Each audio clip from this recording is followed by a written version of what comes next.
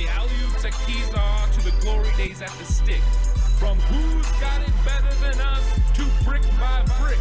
It's always the 49ers way, from off-season to game day. Yeah, we talk back. It's the 49ers Cutback.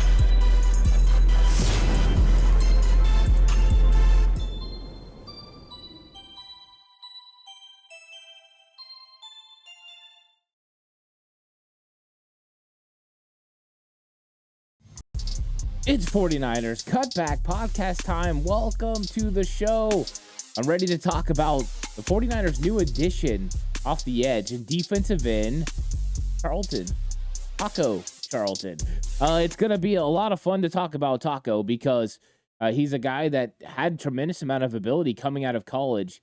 In 2017, he was drafted from the Michigan Wolverines by the Dallas Cowboys. And the Dallas Cowboys drafted him in the first round at pick 28. And there was a lot of optimism about how good Taco Charlton could be in the NFL. And he goes to the Cowboys and he had some mixed results. And I'm going to talk a little bit about, some of the connections that helped get Taco Charlton to San Francisco to play for the 49ers. But first off, when you have a guy that's 6'6", 270 pounds and run a sub 540, so he runs about a 4.9 as a 4.3 defensive end, I think you got to be really happy with the physical traits that, he has. He has over 34-inch arms, so we know that is something they really like at the position. And Taco was very well liked coming out of college. I think there were some question marks about his consistency, whether he could play in and play out at a high level. But you had a guy that really understood, what his role was when he was playing against the run. He could shed blocks and make tackles. So he was a good base 4-3 defensive end.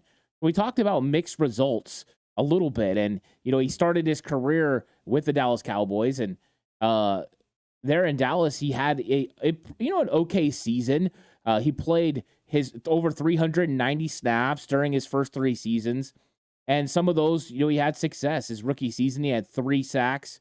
And then by the time he got to Miami, he ended up having 5 sacks during that season. So that was his 3rd year in the league. He goes to Miami. He plays for Brian Flores. He plays in a 3-4 defense, and he was able to produce off the edge. And what is one of the things Chris Kacerek likes to do is take 3-4 defensive end or 3-4 outside linebackers and put their hand in the ground and make him a defensive end in his wide 9. I think he finds that the traits that they have as far as athletic ability and bend translate really well to what he wants playing defensive end. So we've seen it with D Ford. We've seen it with Samson Ebukam. We've seen it to some extent with a guy like Drake Jackson. This is what the 49ers like to do and how they will use some of those players. There's also another connection that goes along with it, though, and that is Rod Marinelli. So Rod Marinelli was one of the big-time architects of the Tampa Bay defenses in the early 2000s. He was a defensive line coach there, and so he has a connection with John Lynch. And Rod Marinelli was the defensive coordinator in Dallas when Taco Charlton was drafted. So you have that connection, and that's something that we've seen from the 49ers and Marinelli. Marinelli was also in Las Vegas with the Raiders when Cleveland Farrell was there. So I think Rod Marinelli probably signed off or probably, gave a little hint to John Lynch that Taco's got some of the ability that the 49ers are looking for. He's been well-traveled, though. He's been around the league a little bit, and he's had some results, but I think lately those results have been on the decline. So in 2020, he only played 90 snaps with the Chiefs. He had 12 pressures and 2 sacks. As a rotational piece, that's not bad, especially in 90 snaps, right? He was playing 390 snaps, so 300 less snaps than he had early on in his career where he was getting 3 to 5 sacks, depending on the season. And then in 2021, he played 221 snaps with Pittsburgh Steelers, and he had 9 pressures and 1 sack. So once again, back to that 3-4 defense. That's what he's fitting in, in Pittsburgh, doing that. And then in last year in Chicago, he had 67 snaps and he had 1 pressure. So once again, he's become more of a rotational piece and not thought of the first-round pick. But when you're talking about 49ers, you're talking about Chris Kacerek and what he's looking for in his wide 9 defensive ends. And I think Taco Charlton is one of those guys that fits the mold. He's long. He's got a lot of strength for a 270-pound frame. So he kind of fits the mold the Niners have been going with. Drake Jackson, Austin Bryant, Robert Beal Jr. They're all kind of in the same mold. Big, tall, and long. And I think that that's what they're looking at with Taco. And do I know for sure Taco is going to make the 49ers 53-man roster? I don't know, because they're bringing him in for part of the reason that you had Austin Bryant out of practice, dealing with some undisclosed injury. Kalia Davis has been out, and now we added Robert Beal to that list. So the 49ers need depth with Nick Bosa still on the holdout from the contract talks. Charlton came in, and I'll be honest, I saw him in his first practice. They threw him right to the wolves. He got in. He got, acclimated to the defense. He looked pretty good. He definitely has played in so many defenses. He understands what wide nine means and all that. But I think that he was able to produce a little bit of pressure off the outside. And I think that's good news for the 49ers, because you need to make sure you have a Rolodex of players. So whether Charlton ends up making the 49ers initial 53-man roster, there's an opportunity for him to be around the 49ers organization. And if you are going to reassert yourself and make yourself somebody that's viable in the NFL after having a couple of down seasons, there's no better place to do it than San Francisco playing for Chris Kaserik. And that's why I believe that Taco Charlton can add pass rush to the 49ers roster. I think his skill set is there. I watched his hand technique, his extra work that he was putting in during practice. I thought was really good work.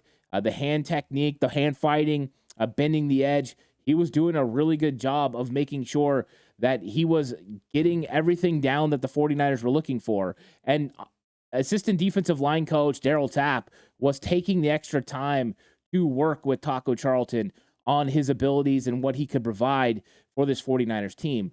So Taco Charlton being added to the roster, I don't think is a signal, that players like Drake Jackson or Clelin Ferrell aren't living up to expectation. I think it's more a signal that the 49ers needed depth right now in their rotation with some of the injuries. With Kalia Davis being out, that means that you have to find reps on the interior defensive line. With Austin Bryant, Robert Beal, that means you have to find pressures on the outside of the defensive end spot. And I think Charlton's going to come in and fill that role, but it also gives him the opportunity to come in and display what he could add to this 49ers football team on defense and maybe go snag him a spot.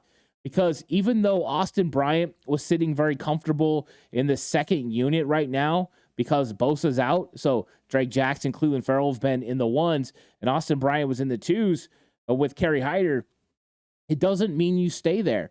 And that's the thing. That's why missing practice is always very difficult for these players. They know that, hey, those reps, if I miss them, it's going to give somebody else an opportunity.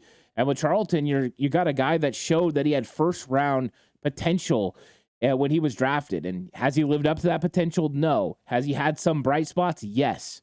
I think that having 5 sacks for Miami, I think that showed in 2019 that he's capable of being that type of player. There he played more free in an outside linebacker role where he rushed a lot. So I think Brian Flores used him and was able to capitalize on him the best.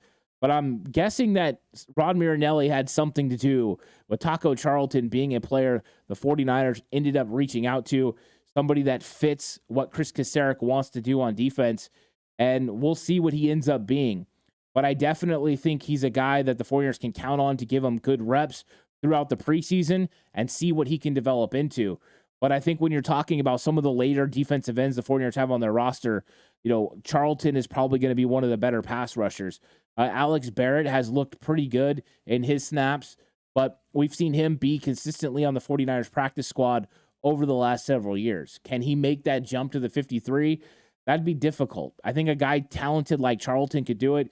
If Austin Bryant, for some reason, stays injured, if Robert Beal's injury ends up being more than what we just believe it could be, I think that then you have a possibility, of having this kind of defensive end room take shape. I think the optimism would be that you got a first round talent that he could come in and show that first round ability and recapture something here in San Francisco, because you definitely will never turn down really good edge pressure, and Taco Charlton can provide that. He showed it. When you can get 5 sacks in a season, that means you can really do it. And most, defensive ends that are, he hasn't really started a lot of football games. He's played in 60, hasn't really started a lot.